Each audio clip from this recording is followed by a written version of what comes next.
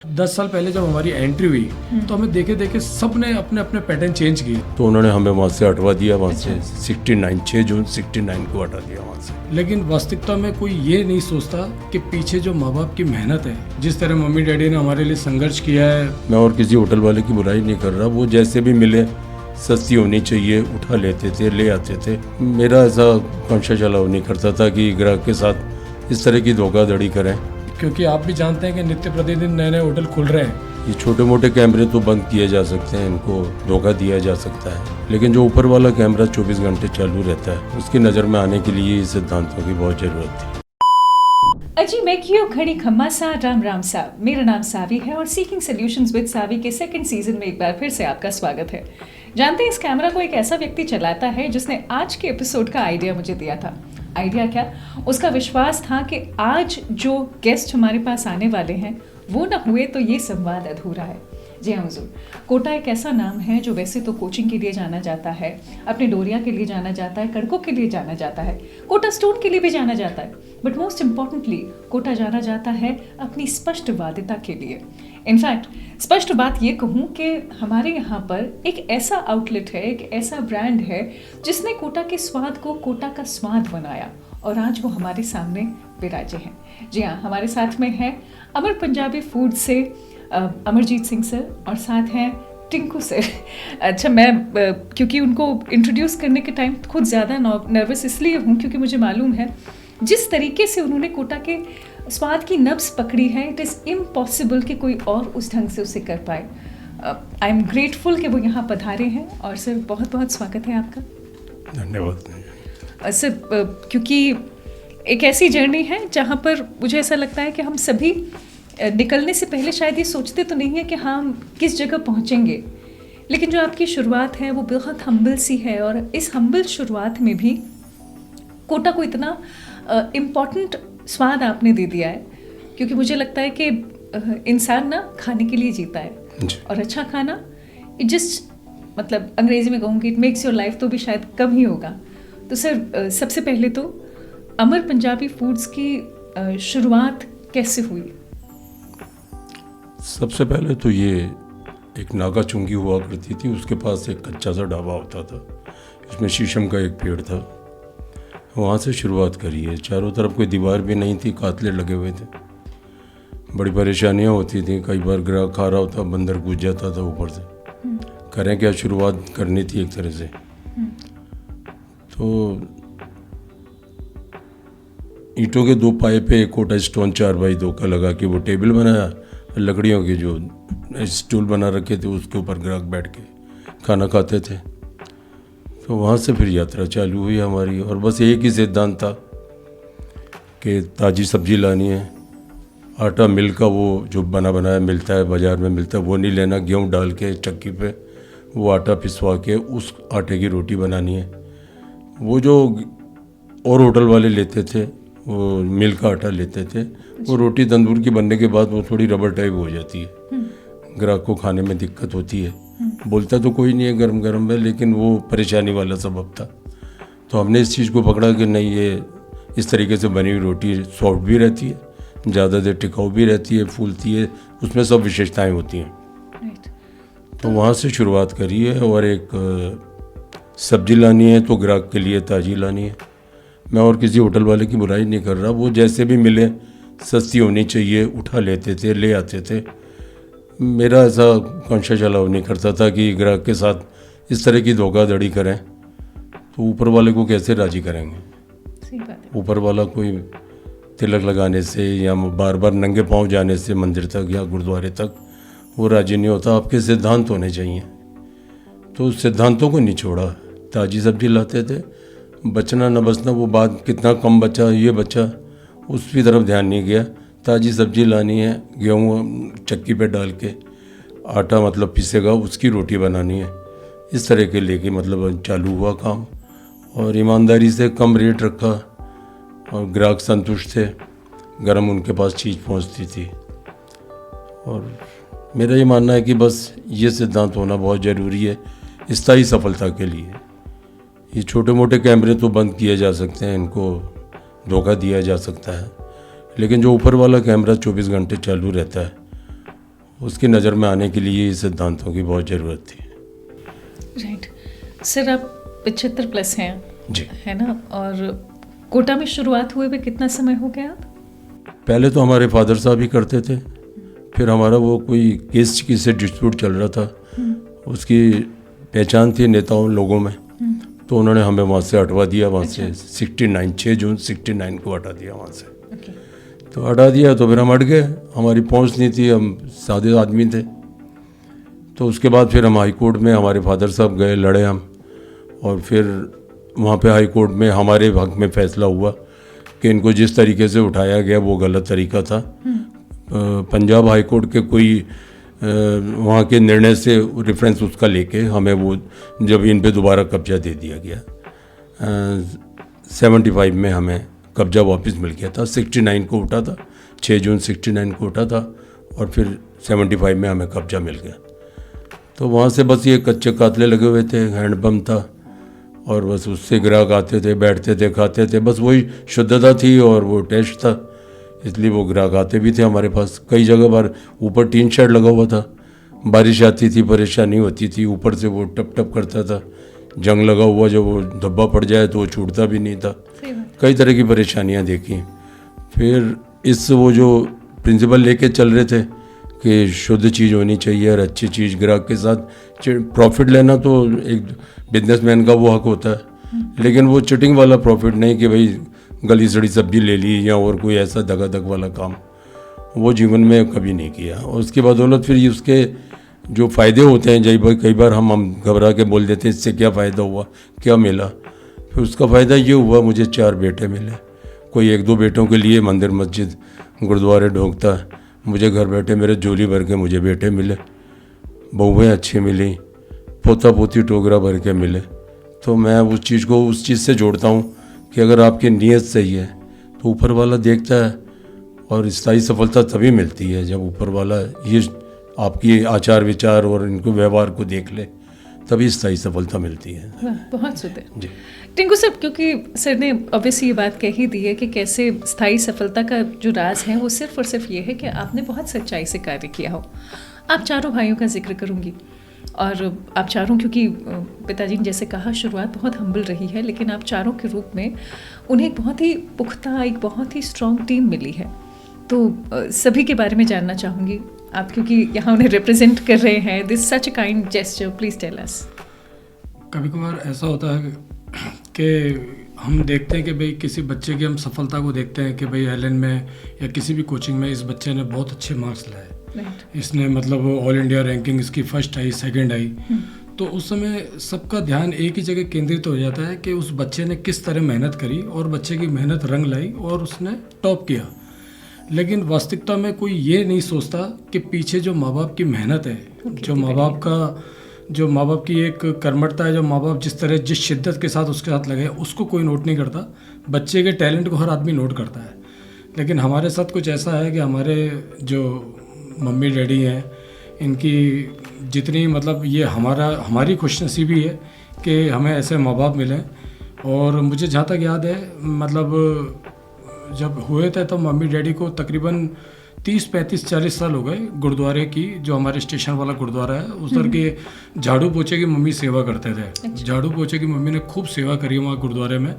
उस गुरुद्वारे में झाड़ू पोछे की सेवा का नतीजा ये निकला कि एक परिवार में जो आपसी प्रेम, आपसी प्यार जो बना, जिस तरह से बच्चे, जैसे डैडी ने जिक्र किया कि सारे काबिल निकले, सारी बातें हैं, लेकिन हमारा ये मानना है कि अगर एक कामयाब बिजनेस के लिए कोई ये नहीं होता कि आपके ऊपर कोई टैग लगे तो आप कामयाब बिजनेसमैन हैं। अगर आप ये मान के चल रहे हैं कि भाई आपके माता पिता आपके साथ है और माता पिता आपके साथ लगे हुए हैं, तो जीवन में सफलता निश्चित मिलती है।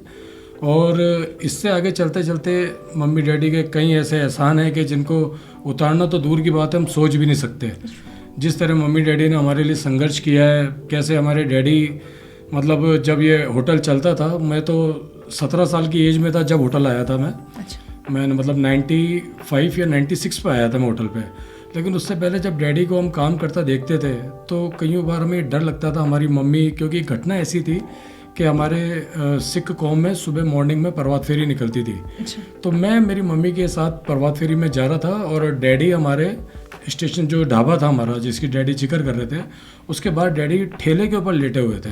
अच्छा। और जब डैडी ठेले के ऊपर लेटे हुए थे तो वहीं पीछे कोई गाय जैसे जो आटे का धूरा लग जाता था उसको चाटते चाटते डैडी के पास आया। तो वो सीन मम्मी वहाँ देखा और मैंने भी देखा, और निश्चित मतलब देखते ही उस चीज़ को हम इतने ज़्यादा भावुक हो गए, और हमें ये लगा कि हमारे डैडी रात भर यहाँ सो रहे हैं और सामने केस भी चल रहा है, क्योंकि वो सामने वाली पार्टी बहुत स्ट्रांग थी। तो मैंने कहा कोई भी मम्मी अगर इस तरह डैडी के साथ कोई बात कर जाए, कोई वारदात कर जाए, तो हमें तो पता ही नहीं लगेगा।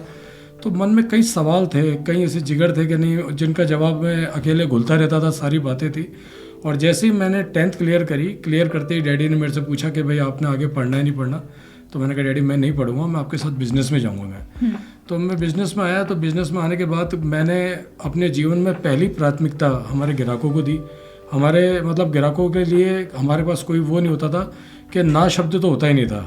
जैसे अगर मान लीजिए कि कुछ ऐसा है तो और कोई भी ग्राहक, होटल बंद कर दिया हमने, बढ़ा दिया, मंगल कर दिया, तो भी ये हाल होता था कि अगर ग्राहक आ गया तो वापस शटर खोल के ग्राहक को खाना खिलाते थे उतनी शिद्दत के साथ। चाहे रात को 8 बजे की बात हो या 10 बजे की बात हो या 12 की बात हो या 2 की बात हो, हम 2 बजे तक होटल खोलते थे रात को।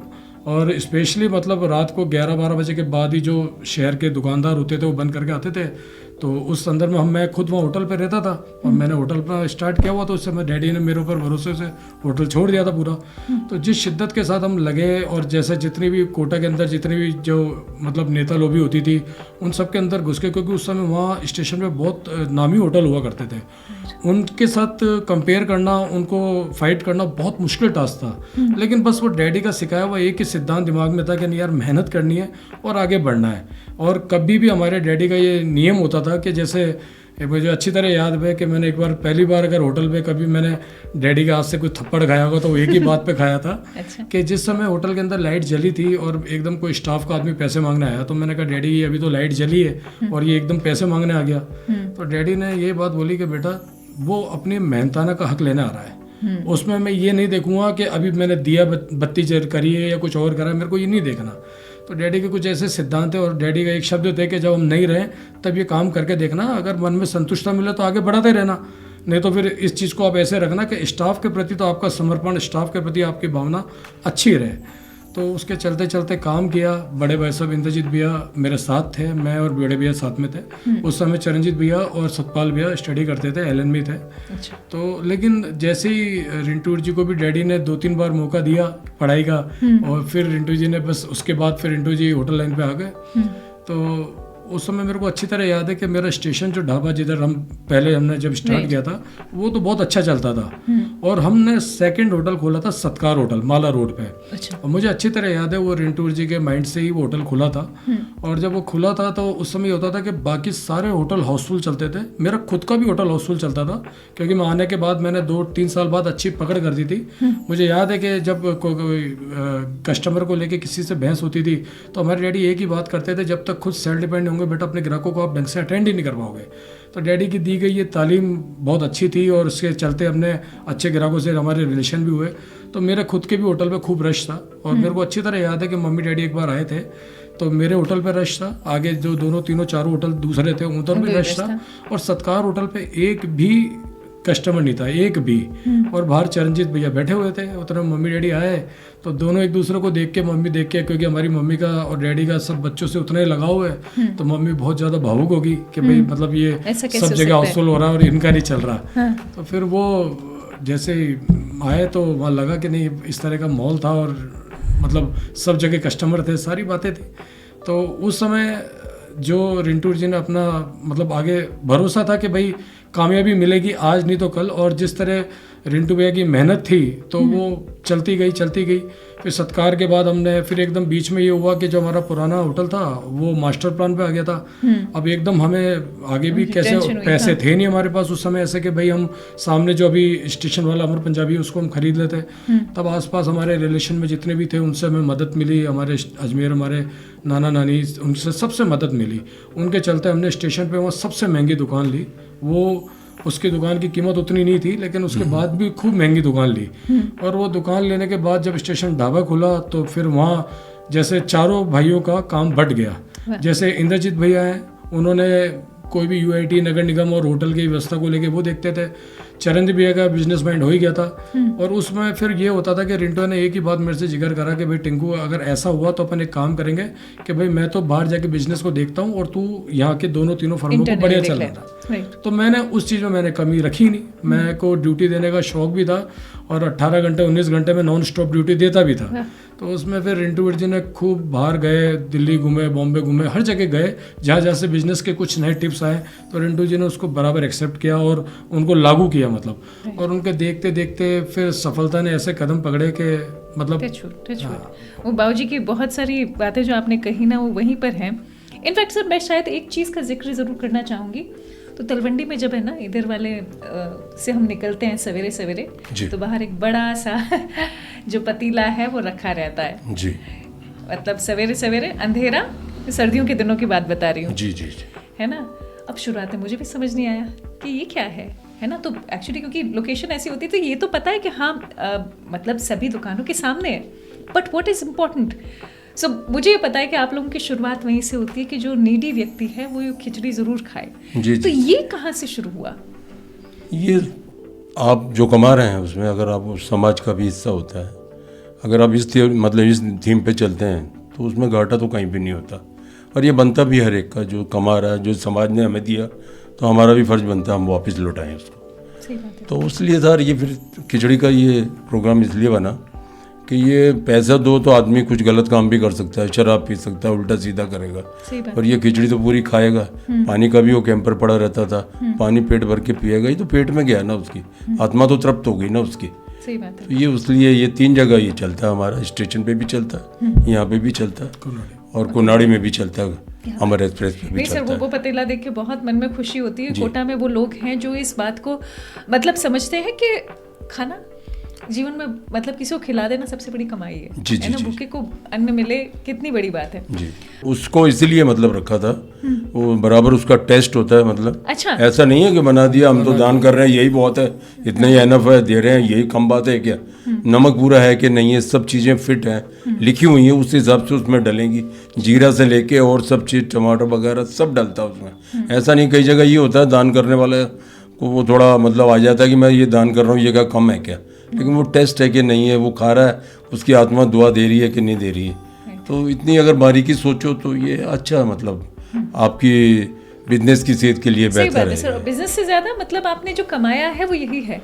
खिचड़ी का लगता है तो भी बाहर भी है ना, मतलब बराबर वो दोने पड़े रहते हैं, चम्मच भी है, दोना भी है, नमक भी है, किसी को भी कोई कम हो तो ये नहीं गए भाई मांगे तो यार ऐसा नहीं हो नाराज हो जाए। आप लिटरली मानना मैडम कि मैं ऐसा तीसरा चौथा दिन भी नहीं जाता कि सबसे पहले मैं खिचड़ी खुद टेस्ट करता हूँ। अच्छा। मतलब मैं मॉर्निंग में मेरे नियर बाय तो मैं खुद जाके पहले खिचड़ी टेस्ट करता हूँ, उसके बाद ही मतलब वो बढ़ती है। टोटल उनके भरोसे नहीं है कि उनको बोल दिया वो बना रहे हैं, वो लापरवाही भी कर सकते हैं। तो हम वो जब यदा चेक करते रहते हैं ना 3-4 दिन में 5 दिन में, तो उनको भी वो डर होता है कि नहीं कभी भी चेक कर लेंगे तो दिक्कत। सही बात है, मतलब भोजन जाए, मतलब ये भी बड़ी बात है कि दान में भी जो भोजन जा रहा है उसकी क्वालिटी वैसी होनी चाहिए। जी जी। अच्छा सर, एक बात समझाएं, क्योंकि हम ना खाने की बात करें तो क्योंकि कमर्शलाइजेशन काफ़ी हो गया है, और जहाँ से पिताजी ने शुरुआत की थी वर्सेस आज जो मतलब है ना खाना आप लोग सर्व कर रहे हैं, लोग भी बदले हैं, और जब लोग बदलते हैं तो क्या आपको खाने का टेस्ट भी बदलना पड़ता है?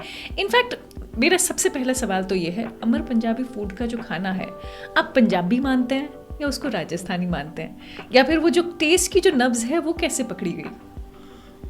टेस्ट को लेकर तो ये था कि भाई जैसे डैडी ने बताया कि भाई निरंतर हमारे वो चलते रहते थे प्रयास, और उसके बाद जैसे मतलब अभी आप देखेंगे तो मेरे सारे आउटलेट्स में जितने भी हैं सब जगह खाना सेम नहीं है। अगर आप स्टेशन ढाबे पे जाएंगे तो वहाँ हल्का स्पाइसी होगा, हाँ। आप लाइले आएंगे तो वहाँ बिल्कुल मिर्ची कम करेगा, मतलब सटल होगा। और आप केशवपुरा फूड्स पे आएंगे तो यहाँ मीडियम रहता है या कुनाड़ी पे मीडियम रहता है, तो जैसे ग्राहक को पसंद आता है। मगर वो एक ग्राहक की चॉइस के ऊपर भी होता है कि अगर ग्राहक को मान लीजिए कि कुछ लाइट खाना है, कुछ लेविश खाना है, तो वो लाइलेक पे हो जाता है, या कुछ हल्का स्पाइसी खाना है, जैसा भी हमारे यहाँ पंजाबी थाली भी होती है और राजस्थानी थाली भी होती है, तो वो कस्टमर के स्वाद के अकॉर्डिंग हम बदलते रहते हैं। जैसे मान लीजिए कि और बेसिकली हम अपने हर आउटलेट पे हमारे फीडबैक फॉर्म भरा रहता है, ऑनलाइन भी फीडबैक हमें आता रहता है, तो उसमें हम पहले ग्राहकों की वो देख लेते हैं कि भाई किस चीज़ की कमी है। मान लीजिए अगर फीडबैक में 8-10 शिकायतें ऐसी आई कि यार ग्रेवी का वो टेस्ट नहीं था, तो वो हम उसमें फिर चेंजिंग करने की कोशिश करते हैं। और नित्य दिन एक दिन भी ऐसा नहीं जाता कि जिस दिन कोई क्वालिटी चेक ना हो। जैसे अगर मैं हूँ तो मैं भी आके पूरी क्वालिटी चेक करूँगा, चरणजीत भैया हैं तो वो भी आके क्वालिटी पूरी, अब जैसे अपने अभी मिठाई की शॉप खोली है या बेकरी है तो उसमें भी लगातार रिंटू भैया की टेस्टिंग चलती रहती है कि भाई ये बड़े भैया हमारे बहुत समर्पित हैं।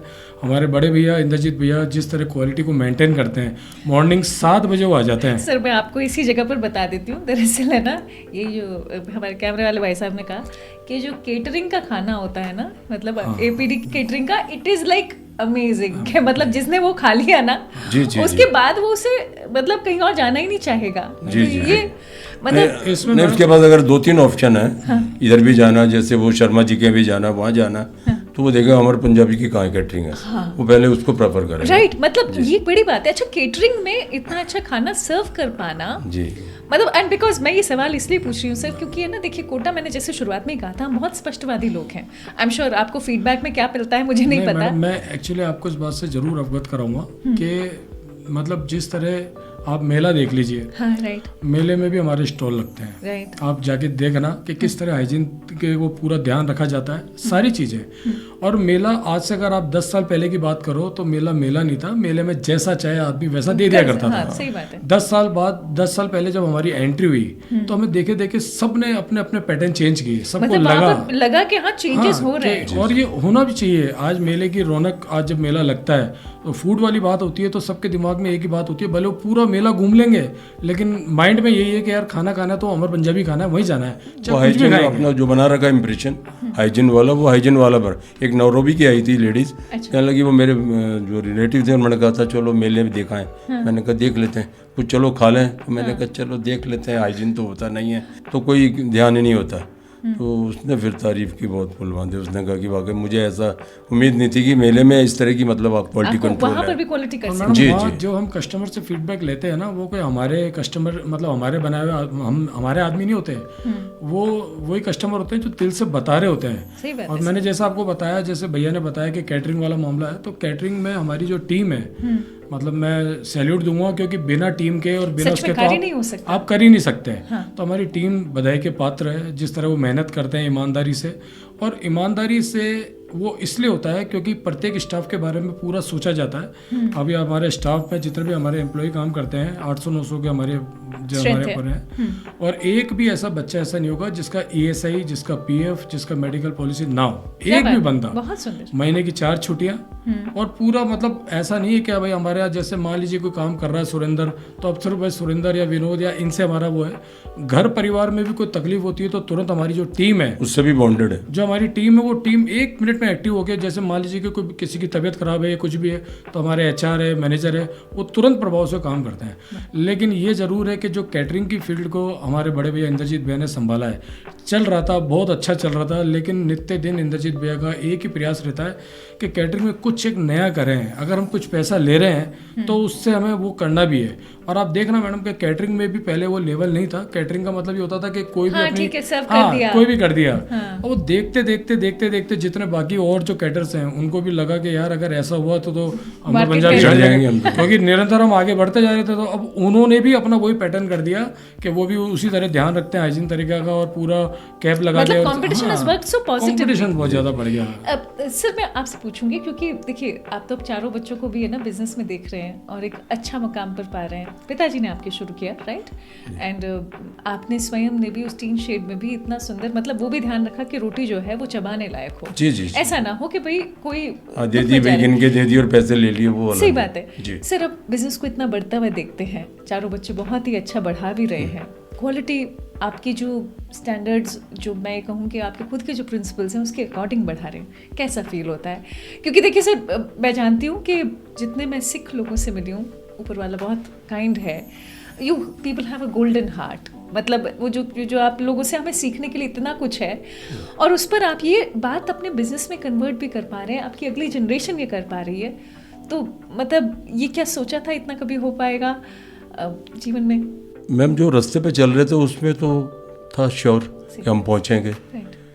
तो एक तो जैसे आपको बताया सब्जी ताज़ी लेनी है, यही जो सुबह हमारी 8 बजे सब्जी आती है मंडी से, ये अगर हम 12-1 बजे खरीदें तो आधा मतलब मार्जिन तो इसमें मिल जाता हमें। मान लो सुबह वो 10,000 की आई है तो अगर हम 2 बजे परचेज करें, जैसे हम लॉट में लेते हैं, इकट्ठे लेते हैं, तो आप ये मान के चलिए आधे रेट में मिल जाती है। लेकिन वो फिर टेस्ट और वो फ्रेशनेस का जो टेस्ट आता है वो कैसे आएगा। तो इन चीज़ों से कंप्रोमाइज़ नहीं किया और हम इन चीज़ों को इस तरह से जोड़ के देखते हैं कि अब जैसे मैं आपने पूछा आपकी उम्र क्या है, मेरी 75 साल 6 महीने उम्र है, कोई बीपी की गोली नहीं है, कोई शुगर की गोली नहीं है, कोई थायराइड नहीं है, तो बिल्कुल स्वस्थ। तो मैं सुबह उठ जाता हूँ 4 बजे, एक्सरसाइज करता हूँ, वाइफ को घुमाने ले जाता हूँ, खुद भी जाता हूँ घूमने, फिर वहाँ से नहाए धोए नाश्ता किया, गुरुद्वारे जाता हूँ, वहाँ का मैं प्रधान हूँ, 20 साल हो गए मुझे वहाँ के प्रधान हुए। तो प्रधान में भी ये था कि वहाँ से कोई 10 के नोट मिले या रेजगारी, उस टाइम मैंने 12% पे भी रेजगारी करी थी, बीच में शॉर्टेज थी। तो ये नहीं है कि मैं गुरुद्वारे में से मैं ही कैप्चर कर लूँ, नहीं नहीं नहीं, असूलों के साथ जीवन जिया तो फिर वो सब हो जाता है। कई बार मैंने खुद डैडी को बोला, मैंने कहा डैडी हम बाजार में 10% के हिसाब से रेजगारी ले रहे हैं, तो मुझे क्या दिक्कत आ रही है कि मैं गुरुद्वारे से ले लूँगा डैडी 10%, क्या मैं 12% दे दूंगा गुरुद्वारे पे? कहते नहीं भाई, मेरे को दाग ना लगे और कोई ये ना कहते प्रधान का लड़का है इसलिए देखो ये रेजगारी यहाँ से। फिर तो कोई भी आदमी ब्लेम लगा सकता है ना कि इनकी चलती है, देखो ये लेके सब रेजगारी। तो वो मतलब ये जो खजाना जो ड्यूटी कर रहे हैं, तो वो कई बार ऐसा भी होता है कि भाई ये यूज़ करने के लिए नहीं है, बांटने के लिए तो है, यूज़ करने के लिए नहीं है। आप पर्सनल अपने यूज़ में नहीं दे सकते। अब बस अब जैसे ये बताया आपको, जैसे वाइफ से ट्यूनिंग अच्छी है, जैसे बहू में बहुत अच्छी हैं, जैसे इनमें कोई अवगुण नहीं है, तो ये कैश ही तो है। और आप क्या समझती हैं, आप ये कैश नहीं समझती हैं क्या? तो ऊपर वाला सुख देता है, किस रूप में दे, पर वो दे रहा है ना। जैसे अभी मेरा पेड़ लगाने का शौक है, तो मैंने 7-8 हज़ार पेड़ लगाए माला रोड के ऊपर। माला रोड पर तो मुझे मालूम है, मतलब वो वो कितना कुछ डैडी के लगाए हुए वो अपने ही ट्री गार्ड में परचेज करता हूँ, अपने ही वो मतलब ट्री लाता हूँ, मतलब वो किसी से मदद नहीं, प्लांट भी लेते हैं और अपने उसमें गिट्टी विट्टी सब करना, वो सब मेरा आदमी है, वो सुबह शाम काम करता है उसमें। और समाज में जैसे पर्यावरण का बन रहा है हिसाब किताब, उसमें अगर इस तरह से जागरूक नहीं होंगे तो कैसे हम आने वाली पीढ़ी के लिए मकान बना जाएंगे? वातावरण ही शुद्ध नहीं हुआ तो कौन मकान में रहेगा और किसके लिए मकान? तो जिस तरह से प्रदूषण फैल रहा है, ध्वनि प्रदूषण, वायु प्रदूषण, तो इसके लिए तो सबको जागरूक होना चाहिए। तो हम तो यही कहते हैं हर एक अच्छा आदमी काम करे और अपने बिजनेस के प्रति ईमानदार रहे, स्थायी सफलता चाहते हैं, सफलता पे शिखर पे टिके रहना चाहते हैं, तो इसके लिए तो इन बातों का ध्यान रखना बहुत जरूरी है। वरना वो फिर वो थोड़े दिन नीचे उतर गए और वो बदल के कहाँ चले जाते हैं मालूम में नहीं पड़ता। टिंकू सर एक बात समझाएं, क्योंकि करंट फूड इंडस्ट्री के जो चैलेंजेस हैं, मतलब और वो भी मैं कोटा की बात भी कर रही हूँ, इंडिया की बात कर रही हूँ, राजस्थान की बात भी कर रही हूँ, ऑलवेज टुगेदर, बिकॉज हमें कहा जाता है जैसे पनीर बाहर का मत खाओ, है ना, और आप लोग प्योरिटी मेंटेन करते हैं, प्योरिटी, प्राइसिंग और उसके साथ साथ सही तरीका टू डील विद पीपल, ये सब का कॉम्बिनेशन है। आपने कहा ना कि कैसे मतलब स्टेशन पर आपसे बहुत बड़े बड़े मतलब वो कह लीजिए कि शॉप्स हुआ करते थे, रेस्टोरेंट्स हुआ करते थे, पर आप लोगों ने इस्टेब्लिशमेंट अपनी प्योरिटी से बढ़ाया। बट फिनेंशियली जब आप चीज़ें आगे बढ़ाते हैं तो चैलेंज बढ़ जाता है, क्योंकि अगर आपके पास प्रॉफिट नहीं होगा तो फिर आगे का कार्य कैसे करेंगे, है ना। आपके आसपास जो लोग जुड़े हुए हैं उनको भी आपको पे करने के लिए, उनकी लाइफ बेहतर करने के लिए करना होगा। सो वहाँ क्या कहेंगे, क्या एक चीज़ है जो सबसे बड़ा चैलेंज है वहाँ? ऐसा है मैडम, सबसे बड़ी बात है जैसे अभी पनीर वाली बात थी, तो पनीर वाली बात को लेके भी जैसे मान लीजिए होटल इंडस्ट्री में हमारा जो पनीर आता है, पनीर भी अब हमारी खुद की जो हमारी फैक्ट्री है उसमें पनीर खुद बनाते हैं हम, क्योंकि उस चीज़ की और उस प्योरिटी का हम इसलिए ध्यान रखते हैं कि ताकि हमें जैसे डैडी ने बताया कि भाई हम पहले खुद संतुष्ट हो जाएं कि भाई क्वालिटी किस तरह की हम दे रहे हैं। तो ऑलमोस्ट हम ये सब चीज़ें अब हमने इन हाउस अपने हाथ ही कर लिए, जैसे पनीर हो गया या कुछ भी हो गया, घी आ गया, कुछ भी आ गया, वो सब अपने इन हाउस ही होता है अब। तो हमें ऐसी कोई ज़्यादा उसमें नहीं पड़ता। वो तो जब होता है जब अगर आप बाहर से कहीं परचेस कर रहे हैं तो आप उसमें थोड़ा सा वो हो जाएगा मार्जिन को लेकर। लेकिन अगर कोई चीज़ बल्क में बन रही है, जैसे मैं कैटरिंग की बात बताऊँ, अगर आप 100 मेंबर की कैटरिंग कराएंगे तो वो बहुत ज़्यादा भारी पड़ती है, और वैसे अगर आप 500-1000 की कर दोगे तो वो बजट में आ जाता है, लेविश हो जाता है मामला।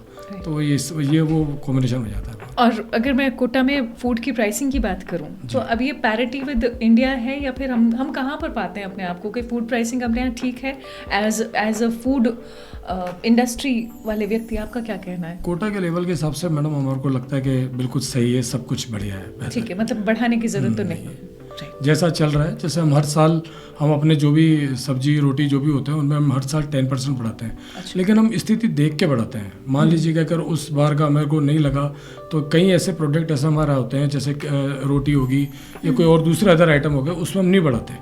हमें लगता है कि आप पनीर की सब्जी में अगर कुछ 10% बढ़ सकता है तो बढ़ाते हैं मैडम। और उसमें भी ऐसा नहीं होता है, जैसे मान लीजिए कि दिवाली होली एक ऐसा त्यौहार होता है कि जिसमें ऑलमोस्ट सारे रेस्टोरेंट बंद रहते हैं और उसमें सिर्फ हमारा ही खुलता है, क्योंकि हमारे पास मतलब जो हमारे टीम है वो बहुत सशक्त है। तो उसमें ऐसा नहीं है कि कोई हमने अलग से मेन्यू बना दिया और उसमें उस दिन हमने रेट ज़्यादा ले लिए, ऐसा नहीं है। जो रेट चलता है वो एज इट इज़ वो दिवाली में भी चलेगा, होली में भी चलेगा, चाहे बाकी आउटलेट्स जितने भी हैं होटल आसपास वो बंद रहें, लेकिन हमारे रेट्स वही रहते हैं। सर क्योंकि हमारी शुरुआत ना ढाबा के टेस्ट के साथ होती है। मुझे याद आता है हम भी बचपन में जब छोटे थे तो दिवाली की सफाइयाँ कर रहे होते तो कहते थे कि अच्छा आज घर पे खाना नहीं बनेगा, ढाबे से आएगा। जी। Dhaba has its own charm, लेकिन अभी हम फाइन डाइनिंग में हैं। इनफैक्ट बेकरी भी अगेन एक नीश प्रोडक्ट है और उसमें भी इतनी वैरायटी। और मैं आप सभी चारों की बात कर रही हूँ, एंड हाउ ब्यूटीफुली मतलब बिजनेस इतनी सुंदर तरीके से प्रोसीड कर रहा है।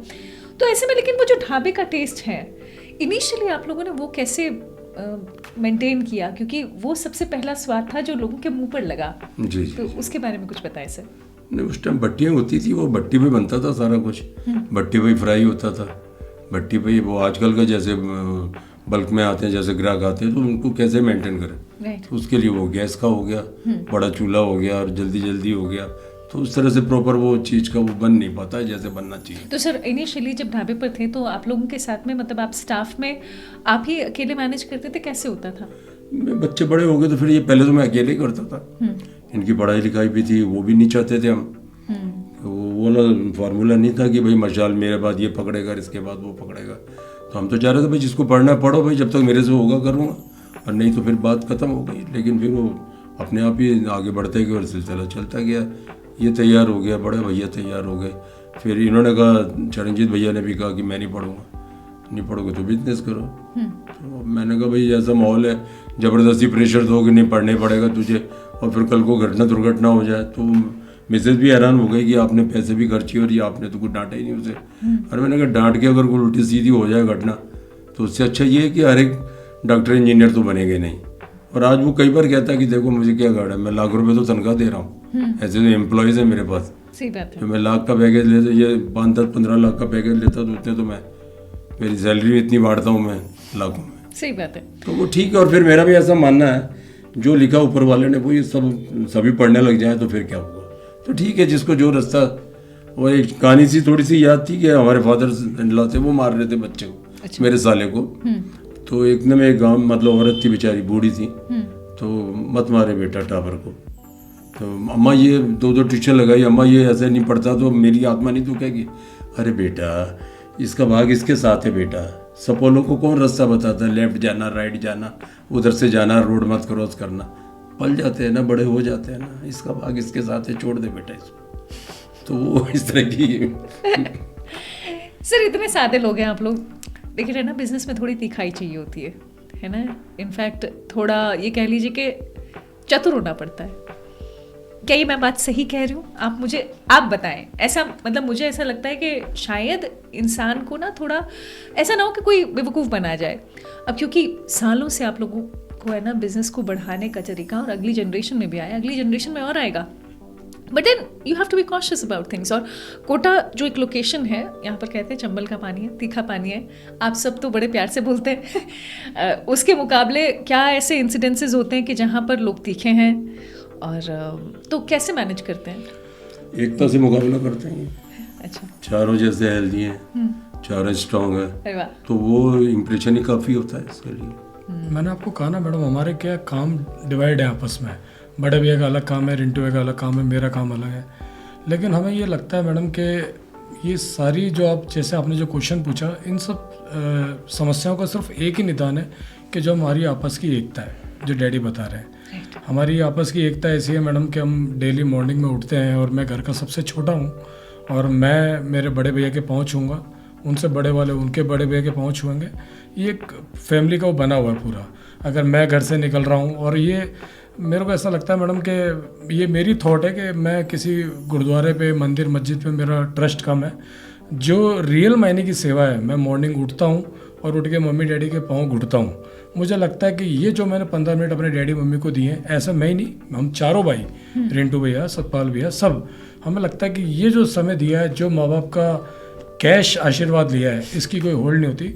और ऐसी कई बलाओं से जो हमें बचाता है, वो हमारे स्टाफ की अरदास भी है मैडम। जिस तरह हम स्टाफ के प्रति समर्पित हैं, हमारा एक एक स्टाफ के जब हम कोई काम करवाते हैं कैसे भी है, जैसे भी रिसेंटली हमने सबका ESI PF जो मैं आपको बता रहा हूँ, उसके अंतर्गत में हमारे 2 बच्चों के भी ऑपरेशन हुए और बहुत हैवी ऑपरेशन थे। एक का तो कुछ हार्ट की प्रॉब्लम थी और एक के ट्यूमर था, एक की किडनी ट्रांसप्लांट, तो उसमें 5 से 6 लाख रुपए का खर्चा था।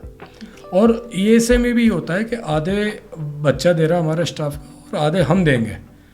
तो जैसे ट्यूमर वाली बात करूँ तो ट्यूमर वाले बच्चे को वो ऑपरेशन पड़ा मात्र 3 से 4 हज़ार रुपये का, जबकि महात्मा गांधी हॉस्पिटल जयपुर में ऑपरेशन हुआ था जिसमें 5 से 6 लाख रुपए का खर्चा था।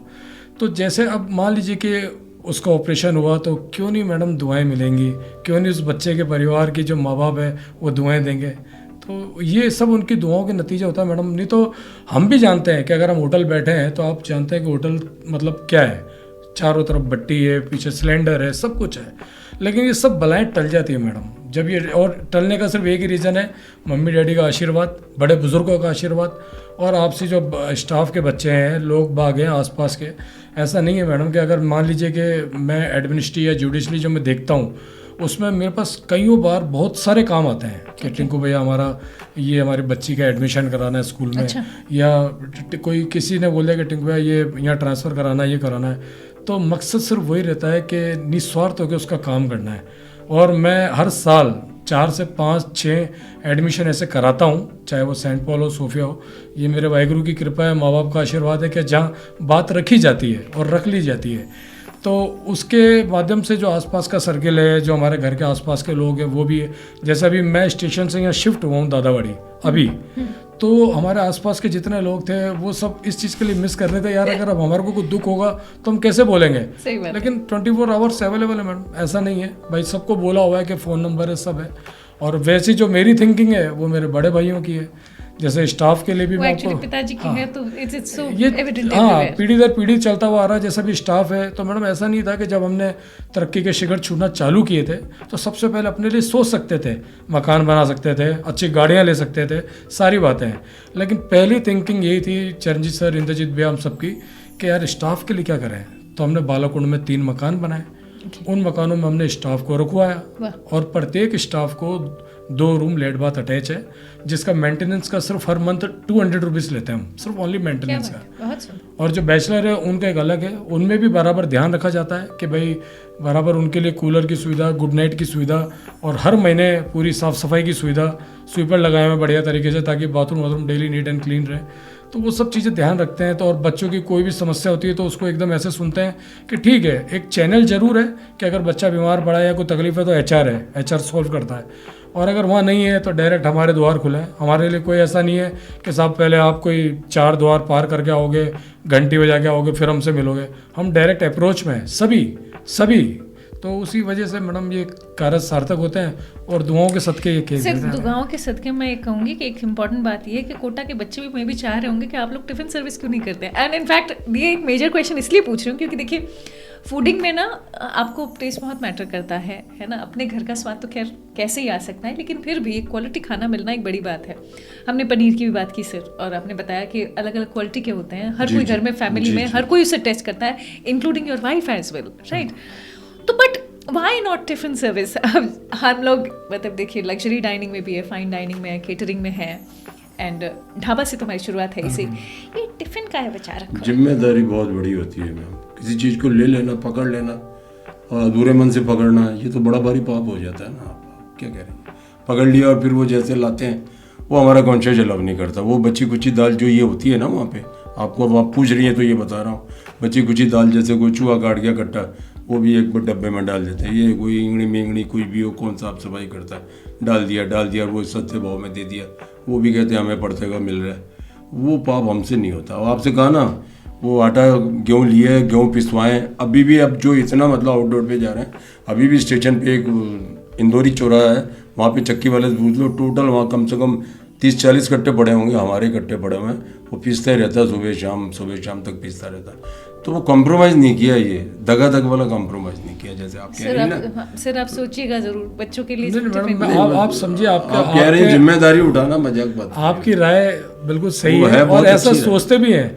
लेकिन वो जैसे डैडी बता रहे हैं कि जैसे मान लीजिए हमने टिफिन सेंटर का भी करा, तो ये मान के चलीजिए कि हमारे इतने जो स्टूडेंट हैं ना वो भी इंतज़ार करते हैं कि अमर पंजाबी टिफिन सेंटर वो भी खोले। लेकिन मैडम इस सब चीज़ों के लिए बहुत ज़्यादा वो चाहिए, नेटवर्क बनाना, बहुत बड़ा। आप लोग तो फिर भी मैनेज कर पाएंगे, मुझे ऐसा लगता है। खैर ऊपर वाला प्रोबेबली बच्चों की भी सुनेगा, क्योंकि ये एक ऐसा एक मेजर सेक्शन है सर, क्योंकि आपने बाकी जगहों पर तो वो क्या कहते हैं मुराद तो पूरी कर दी है, बट खाने में नहीं, ये भी एक पहलू ऐसा छुआ पहलू है आप जो कह रहे हैं। मैंने दोनों जो बड़े ब्रदर हैं उनके आगे बात रखी थी। मैं एक्चुअली मेरा एक फ्रेंड है तो उसने क्या भी जैसे आया तो 1 होटल 2 होटल 5 होटल ऐसे करके उसने लीज पे लेना चालू कर दिया। तो मैंने रिंटू भैया के आगे जिक्र किया, मैंने कहा रिंटू जी अपन भी तो होटल ले सकते हैं, अपने लिए कौन सी बड़ी बात है, अपन भी कोई जो यहाँ अच्छी प्रॉपर्टी है उनको लीज पे ले सकते हैं। तो रिंटू जी ने एक ही बात बोली कि यार टिंकू मेरा मकसद वो नहीं है कि मतलब फर्में खोलते जाऊँ कि 10 खोल लूँ 20 खोल लूँ, मैं ब्रांड हूँ यार, मतलब अपना एक ब्रांड है और अपन और पब्लिक को अपने पे एक ट्रस्ट है। I get it. अच्छा मैं बस है ना ये कह लीजिए कि सजेशन बॉक्स में एक एंट्री गई है ना, इसलिए गई है क्योंकि वो एक बहुत बड़ा मेजर सेक्शन है और वो कितने खुश होंगे जब आप बराबर आपकी बात। But I also get it है ना, मैं बिजनेस के लेवल पर ब्रांड के लेवल पर जो आपने बात कही I am totally agreeing to it, लेकिन बस वो बस बच्चों वाली बात आती है। डेफिनेटली विचार होगा और आपकी बात रखी जाएगी डेफिनेटली। मैं ऊपर वाले से मैं भी दुआ करूंगी कि ये हो। चलिए मेरे ख्याल से सक्षमता दे जी, बस वो आप तो ये दुआ कर देना सक्षमता दे, ईमानदारी से चले उसके ऊपर। सही बात है, ईमानदारी की बात आई है, मैम की बात करूंगी है ना, क्योंकि घर में जो महिलाएं होती हैं they make so much difference. मतलब हम बाहर जो कार्य कर रहे हैं और घर की महिलाएं अगर उसको संभाल रही होती है घर पर तो सब कुछ बेहतर हो जाता है जी। तो सबसे पहले मैम के बारे में, माता जी के बारे में, मम्मी के बारे में आपको जरूर बताऊंगा क्योंकि इस पॉइंट को मैं भी मिस कर रहा था, जो बहुत अच्छा आपने पॉइंट पूछा। मैं मम्मी की जहाँ तक बात बताऊँ तो मम्मी जब हमने होटल स्टार्ट किया ही था और डैडी मैं भी होटल लाइन पर आया था, तब मेरे को याद है कि मम्मी ने कोई कसर नहीं छोड़ी। मम्मी ने अपने घर से उस समय हमारे मलाई कोफ्ता, चना, पालक, भिंडी, गोभी, ऐसी ये सब चीज़ें मम्मी घर से बना के बेचती थी। मतलब आज अगर अमर पंजाबी का नाम है, मेरे पिताजी की बहुत बड़ी देन है, लेकिन इसमें दृश्य में उनका बहुत बड़ा हाथ है। जितनी मम्मी की भागीदारी है उस चीज़ को हम कभी मतलब कल्पना में भी आपके आगे नहीं बता सकते। और इतना निश्चल मन उनका, इतना निश्चल मन कि मुझे अच्छी तरह याद है कि मैं एक बार घर के बाहर खड़ा हुआ था तो मम्मी जैसे गुरुद्वारे का झाड़ू पोछा करती थी और हमारे सिखों में चरण धूल जो होती है ना, जैसे आपने एंट्री करी तो आपके जो चरण धूल है वो बहुत बड़ी मान्यता मानी जाती है, यानी किसकी चरण धूल से किसके सदके लग जाए कुछ और वो हो जाए। तो मम्मी उस गुरुद्वारे की चरण धूल एक कागज़ में रख के लाती थी और जो जिससे वो पोछा लगाती थी वो पोछा मम्मी के हाथ में रहता था। तो मैं जैसे गेट के बाहर खड़ा हुआ था, मम्मी आई तो मम्मी जो आसपास पड़ोसियों की जो कारें खड़ी थी उनकी कारों के ऊपर वो ऐसे हल्का ना पोछा टच करते हुए आ रही थी। तो मैंने कहा मम्मी तो सीधा क्यों नहीं आई एकदम, तो ये क्या करती हुई आ रही है? हाँ। तो कहती है बेटा हर आदमी अपने परिवार के लिए बहुत इंपॉर्टेंट होता है, तो न जाने मेरी ये चरण धूल किसी की कार में लग जाए, कोई हादसा नहीं हो जाए, तो मैं रखता हूँ कि भगवान आज ये सुखी रहे।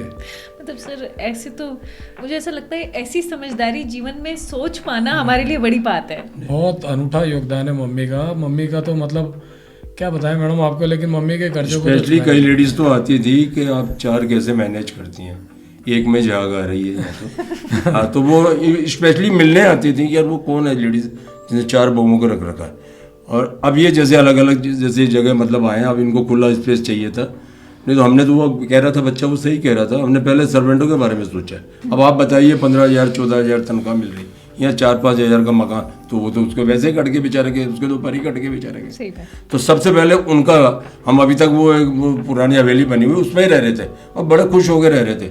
और उसमें भी आप देख लीजिए एक 27 साल रहेगा साथ में रहा, एक को 25 साल हो जाएंगे और ये 21 साल के हैं, 2 इनके साथ में ब्याह हुआ था, एक का फरवरी में एक का अक्टूबर में। तो ये जो 21 साल के और एक 25 साल का और एक 27 साल का, तो वो देखने आती थी, स्पेशली मिलने आती थी कि वो कौन सी लेडीज़ है जिनने 4-4 मतलब यानी एक बहू वाले की भी हालत ख़राब है, उससे भी पूछो तो उसकी मेकअप उड़ा हुआ उसका, और ये 4-4 को कैसे मैनेज करती है।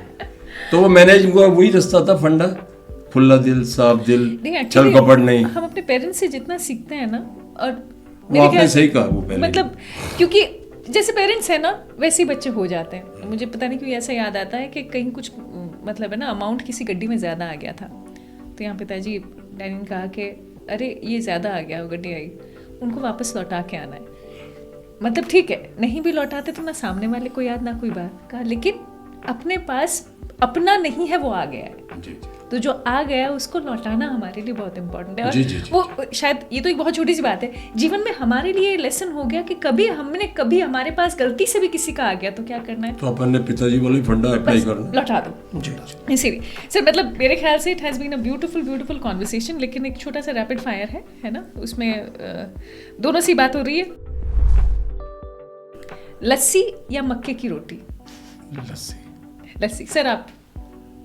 नहीं, मैं तो बिल्कुल ही, मेरा तो बिल्कुल अलग पैटर्न है जी। हाँ सर, आप तो दोनों से साथ है सवाल, इनसे भी पूछा जा रहा है आपसे भी? हाँ नहीं, मैं तो इससे पूछिए, आप तो गिलकी है, तोरी है, सर हम भी वही वाले हैं, रात यही को वही खाता खाते हूँ। हैं। जब आप कह रहे हैं, हाँ। तो मैंने जब भी पाई है उम्र, तो अभी जब तक वो बिना मतलब दवाई के हूँ कि बस वो बिल्कुल सिंपल खाना। लस्सी इधर और उधर गिलकी की सब्जी।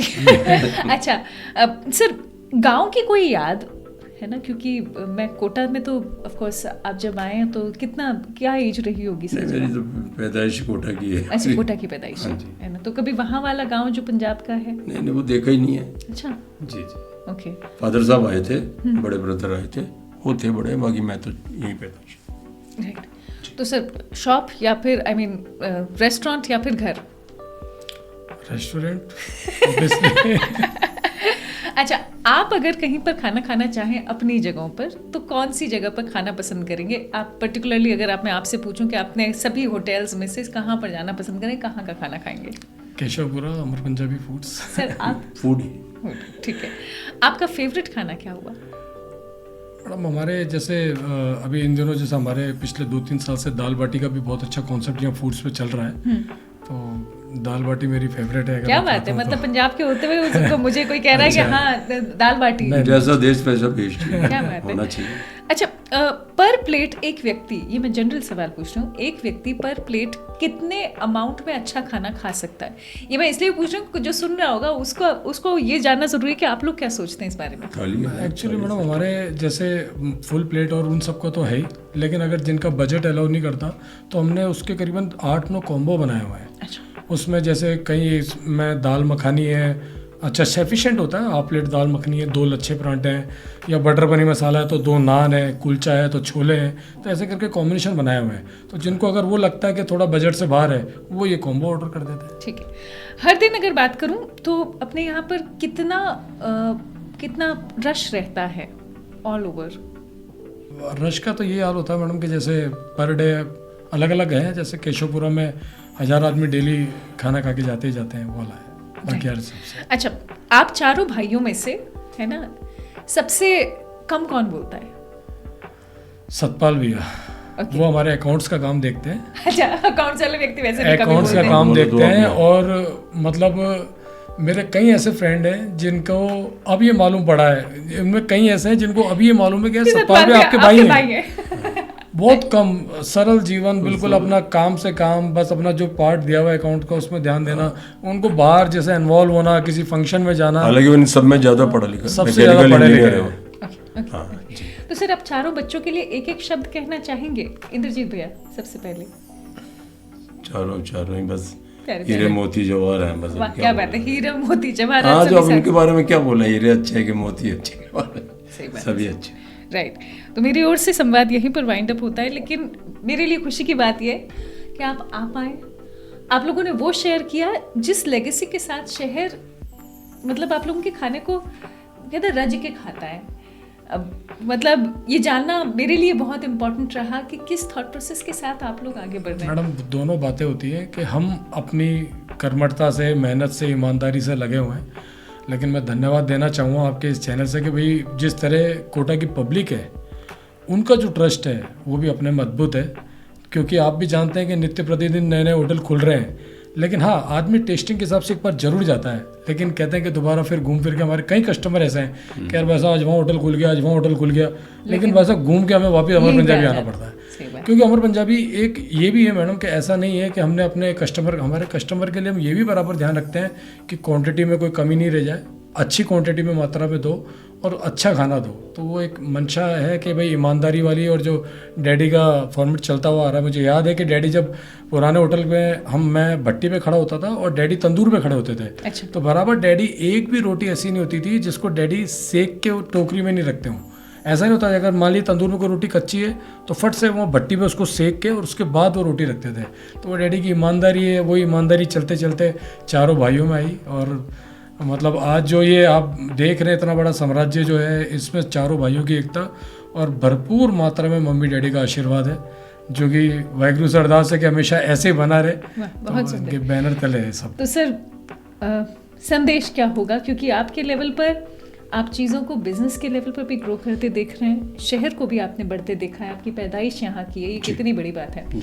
और क्योंकि ना कोटा थोड़ा अक्खड़ है, और यहाँ पर क्या हमें, आपको क्या लगता है कि किस तरीके से हमारे यहाँ पर बिजनेसेस में भी कोई बदलाव आना चाहिए? क्या एक ऐसी चीज़ है जो हम सब में होनी चाहिए जिससे हमारा शहर और ग्रो करे, और किस एक भाव के साथ हमें प्रोसीड करना चाहिए? क्या संदेश होगा आपका? संदेश तो बोला ना मैम आपको, जैसे वो कह रहे थे क्या संदेश दें, तो औरतों को देखा, वो अपनी किटी पार्टी आज वहाँ गए थे, यहाँ गए थे।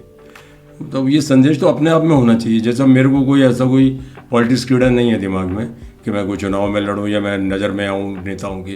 बस ये भाव कि नहीं भाई, कब जाने 100 साल पूरे हो जाए तो ऐसा कुछ कर जाए कि फिर वो मिसेज ने कल परसों जा रही थी, वो कह रही थी ये आपने फूलों के पेड़ क्यों लगाए?